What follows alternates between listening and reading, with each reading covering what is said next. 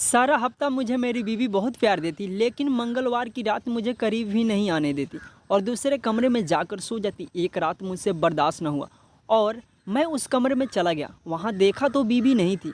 जब एक पुराने स्टोर रूम के पास से गुजरा तो चीखों की आवाज़ आ रही थी। जब मैंने कमरा खोला तो मेरे होश उड़ गए। वहाँ तो मेरी बीवी। मैं अकेला बिस्तर पर करवट बदल रहा था और अब मुझे अपनी बीवी के बिना बिल्कुल नींद नहीं आ रही थी। मुझे अजीब सी बेचैनी का एहसास हो रहा था और इसलिए मैं अपनी बीवी के कमरे में चला गया ताकि उसे कमरे में वापस ले आऊं। मेरी बीवी हर मंगलवार की रात अलग कमरे में गुजारती थी। अब तक तो मैंने उस पर कोई एतराज़ नहीं किया था, लेकिन आज की रात मेरे जज्बात मुझे इस बात की इजाज़त नहीं दे रहे थे कि मैं अपनी बीवी से दूरी बर्दाश्त कर सकूं। अपनी बीवी के कमरे में जाकर देखा तो वह वहाँ मौजूद नहीं थी। मैं हैरान था कि मेरी बीवी आधी रात को कहाँ जा सकती है। हमारा घर काफ़ी बड़ा था। मैं अपनी बीवी को ढूंढने लगा, वो मुझे कहीं ना मिली। जब मैं स्टोर रूम के आगे से गुजरा तो मुझे चीखों की आवाज़ सुनाई दी। मैंने परेशान होकर जैसे ही स्टोर रूम का दरवाज़ा खोला तो अंदर जो हो रहा था उसे देखकर मेरे कदमों तले ज़मीन निकल गई। मैं सोच भी नहीं सकता था कि मेरी बीवी मुझे इस हालत में स्टोर रूम में मिलेगी। हम दो भाई थे, हमारी एक छोटी बहन थी और हमारी एक बूढ़ी माँ थी। मेरी मम्मी बहुत दिन से बीमार थी, उन्हें कैंसर की बीमारी थी और उनकी लास्ट स्टेज चल रही थी और सारे घर का काम इधर उधर हो चुका था। हम दोनों लड़के थे, इसलिए घरदारी नहीं देख सकते थे। हमारी एक बहन थी, वह बहुत छोटी थी, उसे कुछ काम काज का पता नहीं था और मेरे पापा बचपन में ही जा चुके थे इस दुनिया को छोड़कर। जितना भी मुश्किल होता हम दोनों भाई मम्मी और अपनी छोटी बहन का और घर का ख्याल रखते, लेकिन फिर भी औरत की कमी का एहसास होता। एक औरत जिस तरह घर संभाल सकती है, हम दो भाई मिलकर भी इस तरह घर नहीं संभाल पाते थे। एक दिन मम्मी की एक पुरानी सहेली हमारे घर आई तो उन्होंने मम्मी की हालत देखते हुए मेरी मम्मी को सलाह दी कि हम दोनों में से किसी एक भाई की शादी कर दे। उन्होंने माँ को अपने भाई की बेटी की तस्वीर भी दिखाई।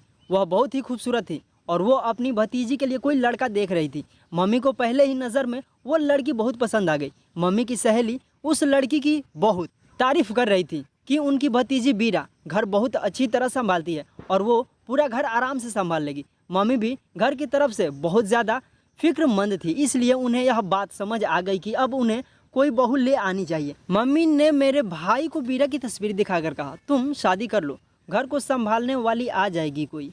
अब मेरे बस की नहीं है। मुझे नहीं पता कि मैं कब इस दुनिया को छोड़कर चली जाऊंगी, क्योंकि मम्मी भाई की बीरा से शादी करना चाहती थी तो भाई ने साफ मना कर दिया। उन्होंने कहा कि वह गरीब लड़की से शादी करेंगे, क्योंकि वो खुद भी बहुत अच्छे इंसान थे और वो शादी पर कोई दहेज भी नहीं लेना चाहते थे, बल्कि सब कुछ खुद ही सेट करना चाहते थे। इसलिए फिलहाल वो शादी करने के लिए राजी नहीं थे। मम्मी ने जब मुझे बीरा की तस्वीर दिखाई तो बीरा मुझे पहली ही नज़र में पसंद आ गई। बिल्कुल वैसी थी जैसी लड़कियों को मुझे पसंद थी। भाई की तरह मैं भी बहुत अच्छी नौकरी करता था, इसलिए मम्मी ने सोचा कि वह भाई की जगह मेरी शादी करवा दे। बीरा बहुत ही पढ़ी लिखी और अच्छे खानदान से थी।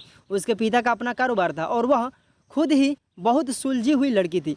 उनकी हालत हमसे बहुत अच्छी थी। जब मम्मी बीरा के घर रिश्ता लेकर गई तो मम्मी को लगा कि बीरा के घर वाले इस रिश्ते के लिए इनकार कर देंगे, लेकिन बीरा के घर वालों ने मेरी मम्मी को बहुत इज्जत दी और रिश्ता भी ले लिया। मुझे तो बहुत खुशी हुई। मैं तो सोचकर ही हैरान था कि उन्होंने एक गरीब लड़के का रिश्ता इतनी आसानी से ले लिया। पर जो भी हो, मुझे वह पहले से ही बहुत पसंद थी। हमारे घर की यह पहली खुशी थी। पापा के मरने के बाद तो हमने खुशियां मनाना ही छोड़ दिया था। मम्मी भी अपनी बीमारी को भूलकर शादी की तैयारियों में मगन हो गई थी। बेटे के सिर पर सेहरा सजाने का अरमान उनकी आंखों में चमक रहा था। देखते ही देखते मेरी शादी का दिन आ गया। पता भी नहीं चला कब यह दिन आ गया, इतनी जल्दी आ गया था। सारी तैयारियों में पता ही नहीं चला और मैंने सही मायनों में पहली बार बीरा को अपनी दुल्हन के रूप में देखा था। मैं तो उसे देखते ही रह गया, एकदम कोई आसमान की परी की तरह लग रही थी। जब मैं कमरे में गया तो उसका खूबसूरत चेहरा घूंघट डाले बैठी बीरा मेरा इंतज़ार कर रही थी। मैंने बीरा को शादी का गिफ्ट दिया और उसका खूबसूरत चेहरा देखने लगा। वो किसी हसीन मूरत जैसी थी। उसका चिकना सा जिस्म मेरे जज्बात को बेकाबू कर रहा था। मैंने अचानक ही बीरा के हाथों को चूम लिया। वो खामोशी घबराई हुई बैठी थी। मेरी इस हरकत पर खुद में सिमट गई थी। मुझे उसका शर्माना भी अच्छा लगा था। मैंने उसे अपनी बाहों में भर लिया और अपनी मोहब्बत उस पर लुटाने लगा। उसका नाजुक सा वजूद मेरे जज्बात के तूफान के आगे लम्हों में ही ढेर हो गया। बीरा ने खुद को पूरी तरह मेरे हवाले कर दिया था। शादी की ये रात मेरे लिए बहुत ही खूबसूरत थी। वीरा के रूप में मुझे एक बेहतरीन जीवन साथी मिल गई थी और बहुत प्यार करती थी मुझे। ऐसा लगता था जैसे मेरी लाइफ पूरी हो चुकी है, मुझे और कुछ नहीं चाहिए अपनी ज़िंदगी में। और वो भी मेरी तारीफ़ करती थी और हम एक जिस्मानी ताल्लुक़ कायम कर रहे थे। अगले दिन वीरा अपने घर चली गई और मैं सारा दिन बेचैनी से उसकी वापसी का इंतज़ार करता रहा। मेरे बड़े भाई मेरी हालत देखी तो मेरा मजाक उड़ाने लगे। उनकी बात पर मैं शर्मिंदा हो गया तो वो कहने लगे कि अच्छी बात है, तुम्हें अपनी बीवी का इसी तरह ख्याल रखना चाहिए। रात को जब वीरा लौटी तो मैं उसके साथ कमरे में आ गया और अपनी बेताबी का इजहार करने लगा। मेरी बात सुनकर वो मुस्कुरा उठी और मैंने फ़ौरन ही उसे अपनी बाहों में समेट लिया। मेरी और वीरा की शादी को 8 दिन ही गुजर रहे थे कि वो वीरा ने सारे घर की जिम्मेदारी उठा ली। वाकई में ही वह घरेलू कामकाज में बहुत अच्छी थी। मम्मी तो वीरा के कामकाज और उसकी जिम्मेदारी से इतनी खुश थी कि उन्होंने सारे घर की जिम्मेदारी खुशी खुशी वीरा के हवाले कर दी। भाई तो वीरा के सामने भी आने से कतराते थे। वो वीरा से पर्दा करने की कोशिश करते और अपनी नज़रें झुकाए रखते। अपने सारे काम खुद ही कर लिया करते, वीरा से किसी काम की उम्मीद नहीं करते। वीरा भी घर के माहौल से पूरी तरह वाकिफ़ हो गई थी। एक दिन वो कहने लगी कि मैं मंगलवार की रात अलग कमरे में गुजारा करूंगी। मैंने ये मन्नत मांग रखी है। मैंने कहा ठीक है, अगर यह तुम्हारी मन्नत है तो मुझे कोई एतराज़ नहीं है, लेकिन तुम्हारी गैर मौजूदगी मेरे लिए मुश्किल है। मैं तुमसे दूरी बर्दाश्त नहीं कर सकता। मेरी बात सुन के वो कहने लगी कि उसके लिए भी मेरी जुदाई बर्दाश्त करना कोई आसान बात नहीं है, लेकिन हम दोनों एक ही घर में हैं और मैं बस एक ही रात अलग गुजारा करूंगी। मैं उसकी बात मान गया और फिर एक दिन मैंने अपनी पत्नी को आंखों से कुछ ऐसा करते देखा जिसने मुझे अंदर तक झकझोर कर रख दिया था। मैंने गुस्से से उसे घर से निकाल दिया। वह मुझे फ़ोन करती लेकिन मैं उसका फ़ोन नहीं उठाता।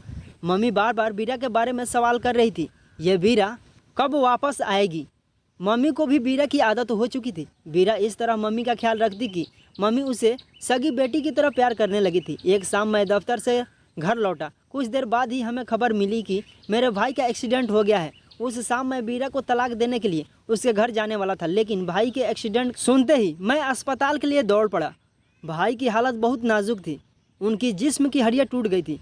कई घंटों के ऑपरेशन के बाद भाई की ज़िंदगी बच गई थी, लेकिन डॉक्टर ने बताया था कि वह ज़िंदगी भर बैठने के काबिल भी नहीं रहे। उनकी रीढ़ की हड्डी पूरी तरह टूट चुकी थी। भाई का एक पाँव भी बिल्कुल ख़त्म हो गया था। अपने भाई की ऐसी हालत देखकर मैं वीरा को पूरी तरह भूल गया और भाई की देखभाल में लग गया। मम्मी भी भाई को लेकर बहुत परेशान थी। उनकी हालत बहुत ज़्यादा बिगड़ गई थी। मैं अकेला उन दोनों को बहुत मुश्किल से संभाल रहा था। ना जाने किसकी गंदी नज़र हमारे घर की खुशियों को खा गई थी।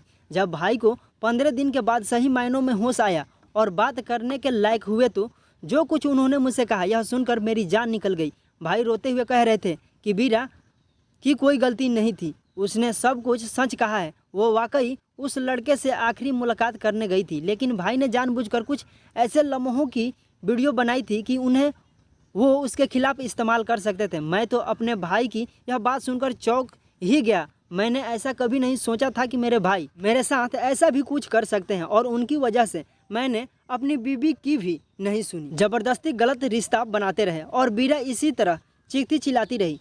वो ये सब करके बहुत ज़्यादा परेशान थी। वो मुझे खोना नहीं चाहती थी। उस रात भी वीरा खुद को बचाने के लिए शोर कर रही थी और इंतज़ार कर रही थी कि मैं उसे बख्श दूं।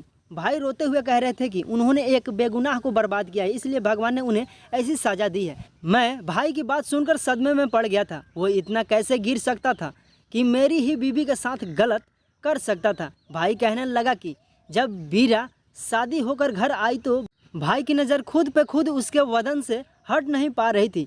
वीरा की खूबसूरती ने उन्हें बेकाबू कर दिया था, लेकिन वह फिर भी नज़रें झुकाए रखते थे। उन्हें जब मौका मिला कि वीरा का इस्तेमाल कर सके तो उन्होंने इस मौके का पूरा फ़ायदा उठाया। वो भूल गए थे कि एक आंख ऐसी भी है जो उनके गुनाह को देख रही थी। मैं हॉस्पिटल से निकलकर वीरा के घर की तरफ जाने लगा। मुझे वीरा को अपनी ज़िंदगी में वापस लाना था और उससे माफ़ी मांगनी थी। मैंने सोच लिया था कि मैं वीरा के कदमों में गिरकर उससे अपने भाई के लिए भी माफ़ी मांगूंगा और वह मुझे माफ़ भी कर देगी, क्योंकि वह बहुत ही अच्छी लड़की है और मुझसे बहुत प्यार भी करती है। लेकिन मैंने उसके साथ बहुत ही गलत किया था और इस बात का एहसास मुझे अच्छे से था, क्योंकि मेरे भाई को भगवान ने इतनी बड़ी सज़ा दी थी कि हम इंसान सोच भी नहीं सकते थे। अपने भाई की ऐसी हालत देखकर मैं भी उन्हें माफ़ कर चुका था। मुझे यकीन था कि वीरा मुझसे इतना प्यार ज़रूर करती है कि वो मुझे, मेरे भाई को माफ़ कर देगी, मुझे दोबारा से अपना लेगी। भगवान की लाठी में आवाज़ नहीं होती है और जब ये इंसान पर पड़ती है इंसान बर्दाश्त भी नहीं कर पाता। जब मैंने जाकर वीरा से माफ़ी मांगी तो वीरा ने पहले तो मुझे गुस्सा दिखाया, फिर मुझे माफ़ कर दिया और मेरे साथ आने को भी तैयार हो गई। मैं वीरा को लेकर घर आ गया। यह देखकर मेरी मम्मी बहुत खुश हुई और उधर में भाई को भी घर लेकर आ गया था। अब भाई वीरा का सामना नहीं कर पाते थे क्योंकि वह बहुत ही शर्मिंदा हो चुके थे और हमारी छोटी बहन की हमने शादी कर दी। मेरी शादी को 3 साल बीत चुके हैं, मेरे 2 बच्चे हैं और आज मैं अपनी ज़िंदगी में खुश हूँ। तो दोस्तों, आपको यह कहानी कैसी लगी कमेंट करके ज़रूर बताएं और अगर कहानी अच्छी लगी हो तो वीडियो को लाइक और चैनल को सब्सक्राइब करना ना भूलें। धन्यवाद दोस्तों।